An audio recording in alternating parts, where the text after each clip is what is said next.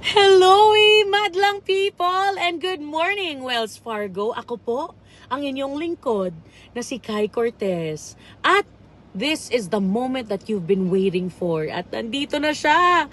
Unang-una, I would like to congratulate SBCS Wave 7. Kasi balita ko super talented na mga yan. And they're really up for challenges.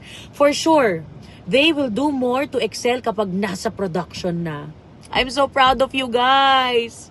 Lagi niyong tatandaan, be professional, be responsible, be reliable, and be a team player. And of course, always put a smile on your face kasi it goes a long way. Keep thriving, guys! I won't make this long pero before ko tatapusin, shout out muna tayo sa mga big bosses dyan. Of course, sa CSSM, si Sir Froilan Raqueza. Sa CSM, si Neri Santiago. And sa CSAM, and all the SBCs and CSAM, especially kay Miss Liz Vulag, TLA, and the rest of the TLs, and all the coaches, most especially to Coach Gio Cordero, na forever love ang mga yan.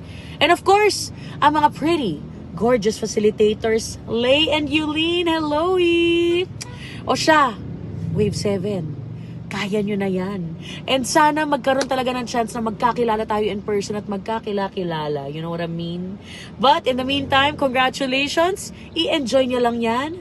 Best wishes. Happy New Year. Merry Christmas. Happy birthday. And may God be with you always. Bye!